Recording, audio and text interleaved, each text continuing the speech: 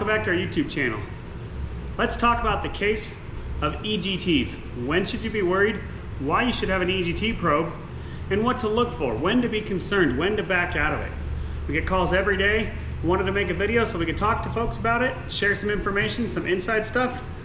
So we got a piston and a head. Let's have a little fun and see when they start to melt. Okay, so you drive a diesel pickup. We all know they get hot. We all know there's this thing called EGTs, or exhaust gas temperatures. When is that a problem? When should you back out of it? I'm gonna tell you, every situation is different. We're gonna talk more primarily when it comes to the 6.0 Power Stroke, okay? So the 6.0 Power Stroke from the factory, it did not have an EGT probe. It had no idea what temperature it was at. So we get calls all the time about this, and I struggle with trying to find the best way to show people, because obviously I'm not in your truck and I'm not working your truck. I don't know what you're doing every day. I do my best to get as much information as I can, and so I can share the details with you guys and let you know, okay, you know what, that's not too much to be worried about. Ooh, you should probably back out. So number one, location of the EGT probe on a 6.0 Power Stroke or any diesel engine. You really want it in an exhaust manifold. So on a 6.0 Power Stroke, 7.3, it's pretty easy to get to the driver's side, right above the steering column from the bottom side of the engine. You can just go straight up, drill your hole, tap it, put it in. If you have an aftermarket exhaust manifold, most of them come with an EGT probe.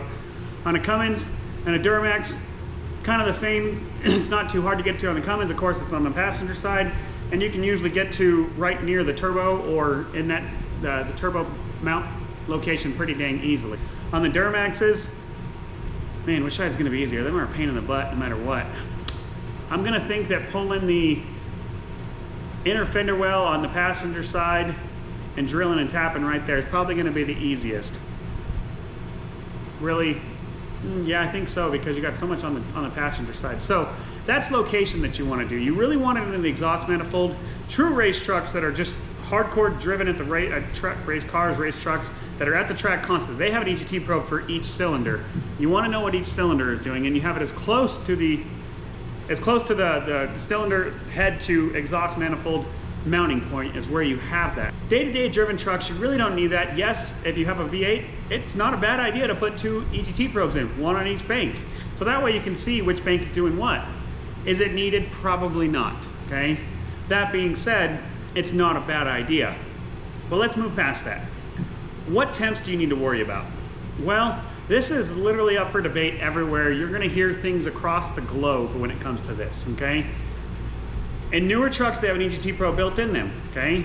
So they derate when they hit a certain temperature, okay?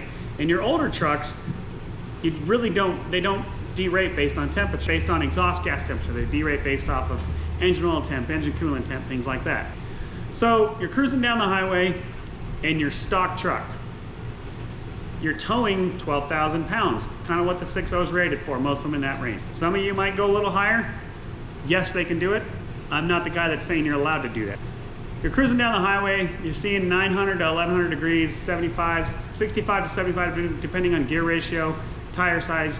All of that factors into your EGT temp. Bigger the tires with a stock gear ratio, the more you're gonna work the truck, the harder you're gonna work it, the hotter the EGTs are gonna get. We can go on about this for hours on hours, honestly. I've had some 45-minute phone calls with folks talking about EGTs.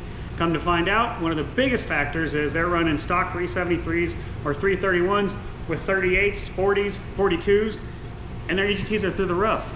Well, that's a no-brainer. You're already hurting the truck no matter what, and then you put weight on the back of it because you didn't change the gear ratio. Anyways, let's get back to the topic at point. When should you back out of your truck? I always personally do my best. If I'm towing heavy, I drive based on EGTs, not based on mile per hour. Now I like to build like King Twins. That truck is built.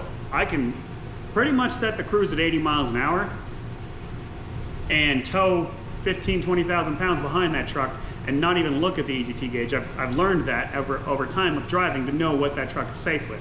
Not even look at the EGT gauge and worry about it, especially with where I know I'm going. I know my favorite camping spots. I know favorite lake spots. I know the roads of where I'm towing trucks and equipment around in my area. So I know the roads enough. Now you should know those roads as well.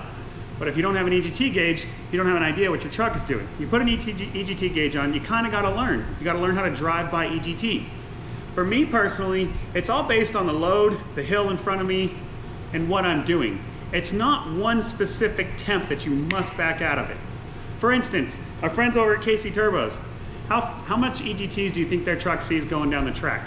Okay, quarter-mile track, 5.3 something seconds, I think. Now that's fast, okay? So in the reality of the situation, that thing probably sees 18, 19, 2,000. I could ask Charlie, I never have. I could probably ask him, I just haven't ever asked him to tell us what he actually sees for EGTs. Your race trucks, they will see 1,600, 2,000 in that range going down the track for a matter of seconds and not hurt anything. EGTs are not just a number, they're also based on the time that you're doing said activity. So if you're towing a trailer, I personally, depending on the load, generally like to stay at 13 to 1350. That's where I like to cruise my truck when I'm climbing, and I know that I'm going to see some EGTs. That's where I drive by. I don't drive by speed, gear, or anything else. I drive by EGTs. If my truck will stay at 1300 degrees, EGTs 75 miles an hour climbing the hill in front of me in overdrive, awesome, I leave it. If I need to downshift to spool the turbo to get more airflow to make that happen, I make that happen.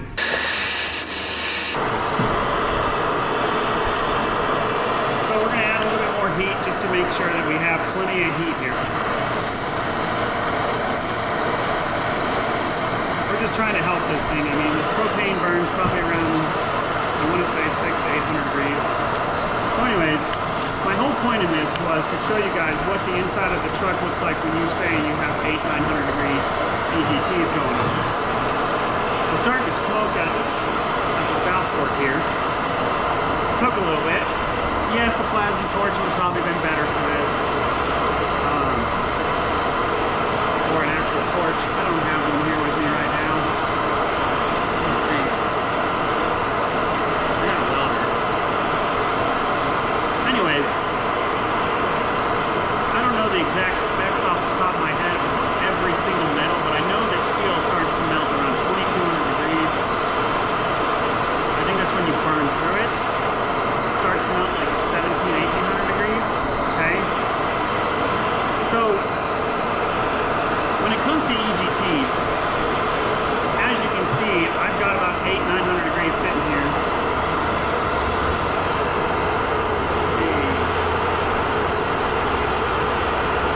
Yep, it's capable of burning up to 900 degrees with perfect temp. So we're right around 800, 900 degrees. It's hot. I can feel it up here. Okay? So, that being said, as you can see, this valve is not affected at all at this temp. So you can imagine if you're cruising down the highway at 600 to 900 degree EGTs, look at that. There's nothing right there. There's no sign of it. Of course you're going to have some smoke. That's called heat. It is what it is.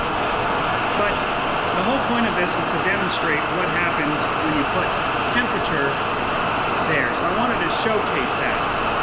Yes, I can melt this. I can grab the plasma cutter and I can melt this in a heartbeat. But that's not what I'm trying to do. What I'm trying to show you guys is this is the torch.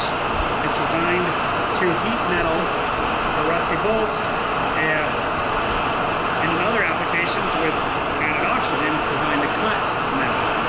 Okay? But if you notice, our heat right here, the head is absorbing it as it gets in there, okay? But as you can see that at this 600 to 900 degree temperature, all we're having is a little discoloration. And that's it. We can sit here for another couple hours and probably get it glowing red.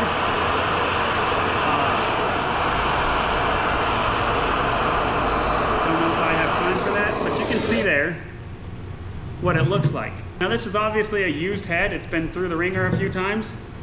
This head also came off this truck. You guys see this? Do you see the hole in there? The reason that happened, and this is where if the customer had an EGT gauge to start out, and you can see where it burned through, right through, all the way through, from there to there. So if the customer had an EGT gauge, I might be able to show you guys that burning through there. Yep, there's the flame. I don't know if you guys can see the flame coming through the backside. Anyways, if the customer had an EGT gauge on his truck, he would have been able to see that before that happened, simply by watching his exhaust gas temperature. His EGTs would have been well past 1600. The reason this happened is we had a customer who had OEM Ford injectors and a nozzle broke. Probably from some water, maybe he got some bad fuel, not 100% certain what happened. All we know is he burnt a hole in a piston because a nozzle cracked open. Now we've seen this in high horsepower applications. It's very rare in day-to-day operations, but this is the case for the EGT probe, so you can watch your exhaust gas temperatures. Because you would have seen this long before this happened. You would have seen EGTs go from your 1100, 900, right in there, to 1600 like that, and be like, whoa, there's a problem. And you would want to pull over and back out of it. This doesn't happen in split second. This happens over a couple of seconds here. But it would have given you enough time to back out of it. I personally had a 6.0 crack a nozzle on me while driving, and I was watching, and I saw it, backed out of it, pulled over the side of the highway, shut the truck off, didn't hurt anything. Back to when should you back out of it? I personally back out at about 1400 degrees when I'm climbing a specific hill. I'm the guy that works on it. I like to tell my customers to back out of about 1250 to 1300. If it fails on me, I know that I have to fix it. But that's what I do for a living. So it's not as detrimental to me as it may be to somebody who has to take their truck to the shop to be worked on. So if you want my advice, the best advice I can give, get an EGT gauge, get an EGT probe, get 2 of them if you have a V8 if you would like to, or you can trust the one. The one's gonna do most of the job. But get yourself an EGT gauge, hook it to, get a pillar one and mount it on your pillar, hook it to your SCT device, your edge device, get yourself an edge monitor with an EGT gauge, and get a second one if you wanted to, if you're going down that road, and monitor your EGTs. Watch them, learn your truck, learn where it is struggling, and then figure out what we can do to help it. There's lots of ways to protect the truck to prevent this from happening, but quite a few in the long run that I can share with you to help prevent this from happening, and then you're into it for a full rebuild. As you can see at 900 degrees, consistent temperature, all we have is a little discoloration on this right here. That's really nothing to be that concerned about. So 900 doesn't bother me. It doesn't bother me one bit. Diesels are designed to run at that temperature. They get great mileage at that temperature. You start pushing past 1200, that's where you gotta pay attention, and you just gotta learn how to play with the throttle and watch your truck and learn how to play with what gear to be in to climb the hill based on the load that you have. So back to that gear and air movement situation. The last thing you wanna be doing when towing a heavy load up a mountain is be in overdrive at 1200 to 1300 RPMs, maybe 1600 in certain gear ratio situations. When you see that hill coming, you want to be able to downshift to 5th gear if you're a 6-speed, 10 speed, 7, 8 gear, 4-speed. You just want to get out of overdrive. You do not want to be in overdrive. The reason being is you're trying to take some load off the engine and put it back through the drivetrain. And you're also trying to spool the turbo faster. Okay, you want that turbo to stay spooled and stay spooled the whole way up the mountain. You don't want to have to flat foot it to get that truck to downshift, to get it to spool. Now on the 6.0s, we can do that with ease. For you 6.4, 6.7 guys, you should have a tap shifter. You can do that with ease. Cummins, newer Cummins trucks, newer Duramaxes, same thing. And the older ones, Cummins and Duramaxes, most of them you can buy a tap shifter for. Reach out to us. I know we have them for the Duramaxes. I think we have them for some of your Cummins. When it comes to the 6.0s, we can tune that into your truck for the Tow Boss, Ecobee Tow, Ecobee Street. We can put overdrive lockout in all of them. I made a video about that a couple weeks ago talking about overdrive lockout and what it does for you. This is where it's going to help. It's going to help prevent this. You're going to be able to spool that turbo. You're going to keep that thing at 2,700 RPMs, climbing that mountain in front of you. You're going to keep your turbo spooled, 20 to 30 pounds of boost the whole way up that. And you're going to watch your EGTs sit there at 1,000, 1,100 depending on the setup, 1,200 depending on the setup. Now, if you can't do that, give us a call. We can help. There are ways we can help, especially with any diesel engine.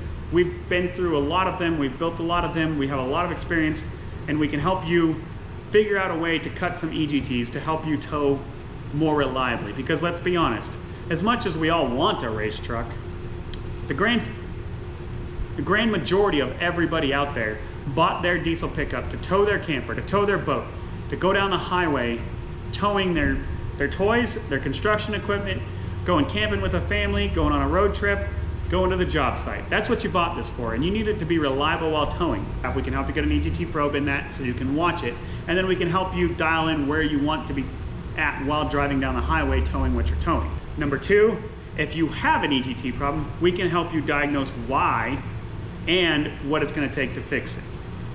Thanks for checking us out. Thanks for following. Thanks for all the support, guys. We greatly appreciate it. Without you, we wouldn't have the opportunity to do what we do, and we're truly blessed to have that. Be sure to click like, subscribe, follow. We got a really cool build coming this winter. I am ecstatic about this one. We got a couple of them. But anyways, actually we got a lot of them.